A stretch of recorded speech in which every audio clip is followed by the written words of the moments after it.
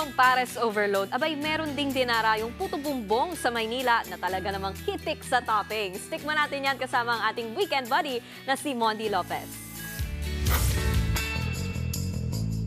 Ituloy na natin ang spirit of Christmas. Amoy pa lang ng puto bumbong na ito, damang-dama na ang Pasko.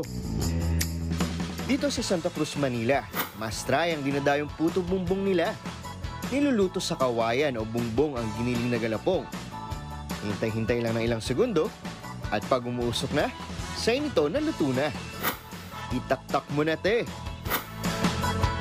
Ayan na nga, looks so yummy. Kaya happy na naman ang certified puto bumbong lover na si Aling Ligaya. Sa isang linggo po, mga 3 beses po ako, lalo pag sumasahod po ako, bumibili po ako ng maramihan para po sa mga anak ko. Pakijoin na rin ako kay Aling Ligaya. Sa pagkain ng puto bumbong, dapat may proseso. Isa, tapos dalawa. Tingin po kayo. Ayan. Tapos tinidor niyo po. Tapos tingin niyo po sa camera. Lapit niyo po. Ayan. Iingitin natin sila. Tapos subo po tayo. Pag subo, ready? Hindi niyo pa nga po nangunguya. I-level up na rin natin ang puto bumbong cravings mo, Aling Ligaya. Heto ang special toppings overload. Marami po yung cheese, tapos yung slice po ng leche flan, at saka po medyo madami-dami din po yung condensed. Sulit po yung binabayad yung 75 pesos. Sa Afford Delicious na puto bumbong overload, anong say mo, Aling Ligaya? Masarap, sir, kasi tama lang yung tamis niya, hindi naman hindi sobrang tamis kasi bawal po sa akin sobrang tamis. Pangsingil na lang po. Kayo na po bahala rin.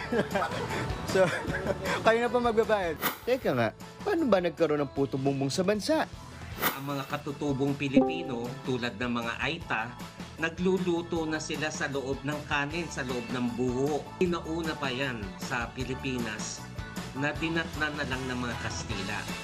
Pero yung mga Kastila, nung dinalan nila sa atin ang Kristyanismo, nagkaroon ng hindi na lang siya bilang isang dessert o merienda, kundi na-associate na sa simbang gabi tuwing magpapasko. Busog na naman tayo. Happy weekend mga kapatid. Mondi Lopez, News 5. Mga kapatid, Nikki de Guzman po. Iba na ang may alam at may pakialam sa panahon ngayon. Para sa tuloy-tuloy na balitaan sa Frontline kahit weekend, mag-follow at mag-subscribe sa social media pages ng News 5.